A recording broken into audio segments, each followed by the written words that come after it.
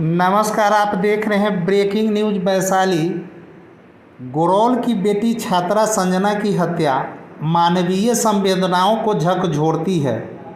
वे और पूरा समाज पीड़ित परिवार के साथ हैं। वे हत्यारों की गिरफ्तारी व फांसी की मांग करते हैं। उन्होंने पुलिस कप्तान से बात भी की है। पुलिस प्रशासन के अनुसार 2 से 3 दिनों में इसका परिणाम देखने को मिलेगा। थाना अध्यक्षों का निलंबन उनकी लापरवाही से हुई है। पुलिस सक्रिय होती तो संजना हमारे बीच होती। दोषियों को बख्शा नहीं जाएगा। उक्त बातें पीड़ित परिवार तक पहुंचे स्थानीय विधायक सिद्धार्थ पटेल ने कही। वे पत्रकारों के सवालों का जवाब दे रहे थे। बताते चले कि करीब 1.5 माह पूर्व गुरौल प्रखंड की पीरापुर मथुरा पंचायत की कॉलेज छात्रा संजना कुमारी का अगवा फिर उसकी लाश गांव के मकई के खेत में गड़ी हुई मिलना चेतनशील मानव समाज के लिए गंभीर चुनौती बन गई है। आखिर कथित आरोपी बहसी दरिंदा कहीं से उसे छुपा कर रखा था। परिजनों द्वारा थाना अध्यक्षों से उसके अगवा किए जाने की शिकायत दर्ज करने के अनुरोध के बावजूद भी दर्ज नहीं किए जाने, आरोपी द्वारा संजना को वीडियो वायरल करने की धमकी देते रहने और उनका शोषण करने, अभिभावकों द्वारा की गई अनदेखी,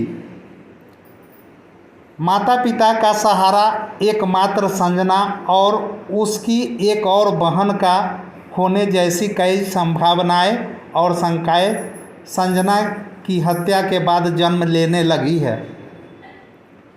सामाजिक कार्यकर्ताओं द्वारा कैंडल मार्च निकालकर संजना को न्याय दिलाने की मांग जोर जोर से उठ रही। संजना भारती को सर ये न्याय कैसे मिल पाएगा? न्याय बिल्कुल मिल पाएगा और पुलिस पहुंच चुकी है तह तक और बहुत जल्द ही मुझे लगता है कि 2 से 3 दिन के अंदर हम सबों को, जो मेरी आज सुबह में यहाँ के पुलिस कप्तान से बात हुई है, उनके मुताबिक 2-3 दिनों में ही हम लोग तह तक पहुँच जाएंगे। जो जिसने भी ये घटना को अंजाम दिया है अमानवीय है और प्रशासन जो करे ऊपर वाला भी करेगा हम लोगों के साथ। सर, आपने पुलिस की बात किया, अगर पुलिस पहले एक्शन में आ जाते, गार्जियन का कहना है कि हम गए थे एफआईआर करने के लिए तो रिपोर्ट नहीं लिखी है। वो सभी बातें जो आप बोल रहे हैं वो सबसे हम लोग वाकिफ़ हैं और आप भी जान रहे हैं कि इन्हीं वजहों से जो इंचार्ज थे एसएचओ थे उनको सस्पेंड किया गया और एक नहीं दोनों एसएचओ को सस्पेंड किया गया। तो जब जानकारी जब मिली और ऐसा अमानवीय व्यवहार, ये कोई ड्यूटी के प्रति उनके ये नहीं है कि वो ड्यूटी में काम नहीं कर, ये सीधे में अनह्यूमन बिहेवियर था उनका, अमानवीय व्यवहार की। कोई गायब हो रहा है बच्चा, हमारी घर की बेटी गायब हो रही है और ये लोग उसका केस नहीं दर्ज किए। जब बात आगे बढ़ गई और जब परिजनों ने ऊपर से जाके केस किया, मेरे भी संज्ञान में 1 जुलाई को आया, तब मैंने डीएसपी से बात की। तब तक तो ये लोग कोर्ट में देखे और कोर्ट ने भगवानपुर थाना को भेज दिया था, तो बात तब तक तो हो गई थी। लेकिन जो मामला है यहाँ का बहुत ही अमानवीय है और इसके लिए प्रशासन जो भी सजा दे मुजरिम को, ऊपर वाला भी देख रहा है और उसको भगवान भी उसको सजा दे। पीड़ित परिवार एसएचओ को बर्खास्त करने की मांग कर रही है। नहीं, ये तो लिखा के चला गया, बर्खास्त के लिए ये तो सब कुछ हो गया है। उन पर जो चार्ज लगा है वो सब कुछ हो चुका है। यहाँ से अभी तो उनको निलंबित किया गया है और इसके लिए ये सब बातें लिखा के एसपी ने डीआईजी साहब को ये सब भेज दिया हमारे एसपी ने। तो सबसे बड़ी बात है कि परिवार अपने आप को अभी तक असुरक्षित महसूस कर रही है। नहीं, परिवार असुरक्षित कैसा, ये तो गाँव की में बात है। गांव में रह रहे हैं और हम सबों, ये जो बेटी हमारी गायब हुई या उसके साथ जो घटना घटी, ये बेटी इस परिवार के साथ साथ हम लोग की भी बेटी थी, हम लोग की भी बहन थी। ये पूरे समाज का कर्तव्य बनता है कि हम लोग इनके परिवार में, इनके दुख में हम लोग साथ हों और साथ है। पूरा गांव समाज, पूरा इलाका इनके साथ है। इसमें ये असुरक्षित महसूस करने की कोई सवाल नहीं है।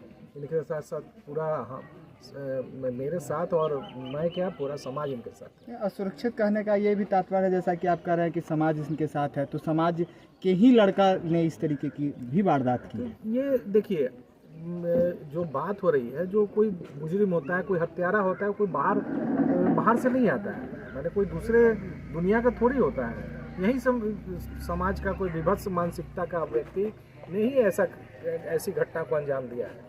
तो वो पूरा उन पर उनकी जितनी भर्त्सना की जाए वो कम है, और वो बात तो बीत गई। अब कोई ऐसे अपराधियों को आपके हिसाब से क्या सजा मिलनी चाहिए? ऐसे अपराधियों को फांसी की सजा होनी चाहिए, और क्या कहना है इसमें। सर आप कह रहे हैं, लेकिन ऐसे आए दिन पूरे बिहार में बहुत सारी समस्या इससे घटनाएं होती रहती है, लेकिन इसका अभी तक कोई कार्रवाई नहीं होता है। और फांसी की बात किया जाए तो एक भी ऐसे फांसी नहीं जो बिहार में हो जाए, अभी तक नहीं हुआ है। ये घटना देखिए, कानून हम लोग जो बात कर रहे हैं, ये मेरी भावना है कि जो हमारे घर की बच्ची के साथ ऐसी घटना घटी, वो उसको फांसी देनी चाहिए, या उससे भी जो कड़ा सजा हो वो उसको मिलनी चाहिए। लेकिन संविधान के अनुसार जो सजा का प्रावधान है वो तो कानून करेगा ना। सजा देने का अधिकार तो हम लोग को नहीं है, लेकिन हम लोग ये मांग कर रहे हैं प्रशासन से कि उसको जो जितनी कड़ी सजा दे सके वो दे। अपराध लगातार जिला में बढ़ते जा रहा है। हाँ, ये काफ़ी सोचनीय मुद्दा है, और इसके लिए हमारे आप देख रहे होंगे कि यहाँ पर DIG भी आए हैं, और हमारे पुलिस कप्तान भी आके यहाँ पर सब देखे गए। और बहुत सारी बातें मीडिया के सामने नहीं कहने की बात है, क्योंकि पुलिस अभी जो काम कर रही है, पुलिस गोपनीय ढंग से अपना काम करती है, और मामले के तह तक वो पुलिस कहाँ तक गई है ये मुझे कुछ जानकारी है, लेकिन ये बताना ठीक नहीं है, क्योंकि मुजरिम को तो 102 दिन या ज़्यादा से ज़्यादा 3 दिन के अंदर आप लोग के सामने आ जाना है। विपक्ष लगातार सवाल उठा रहा है। विपक्ष का काम है ऐसा करना। विपक्ष जो बोल रहे हैं लोग, अब इसमें ये क्योंकि बहुत संवेदनशील मामले में हम लोग यहाँ बैठे हैं। एक बच्ची हमारे परिवार की बच्ची थी, उसकी मृत्यु हुई है, और इसमें राजनीति करने वाली कोई जगह नहीं बचती है। इसमें विपक्ष जो बोलें वो ठीक है, वो बोलेंगे कि इसमें पुलिस विभाग के जो अधिकारी SHO थे उनकी कर्तव्यहीनता की बात आती है, वो सही है, लेकिन इस पर राजनीति नहीं होना चाहिए। दोषी हत्या में तो उतना ही दोषी थाना अध्यक्ष लोग भी हैं, क्योंकि उन्होंने बिल्कुल, संरक्षण दिया है। तो क्या उन पे भी 302 का मामला दर्ज होना चाहिए? आने वाले समय में जब उन पर जब विभागीय कार्रवाई चलेगी तो उन पर भी बनेगा मामला, ये उन पर भी बनेगा मामला। देखा जाता है कि आम लोग जब करते हैं तो उन्हें कड़ी से कड़ी सजा मिलती है, लेकिन जब कोई अधिकारी इस प्रकार की लापरवाही करते हैं तो उनको सिर्फ निलंबन करके फिर 2-3 महीने बाद बैक कर देते हैं। निलंबन की बात नहीं, आपने तो बोला ना, निलंबित तो हो चुके हैं, लेकिन उनके बारे में हमारे पुलिस कप्तान ने लिखकर DIG साहब को भेज दिया है कि किस तरह की हरकत अगर वो समय पर एक्टिव हो जाते हैं, केस दर्ज हो जाता है, और उसका मोबाइल को उसको सर्विलांस पे ले जाया जाता, तो बच्ची आज आज इस तरह की हालत में नहीं होती। लेकिन ये तो अमानवीय घटना है, और वो पुलिस कप्तान ने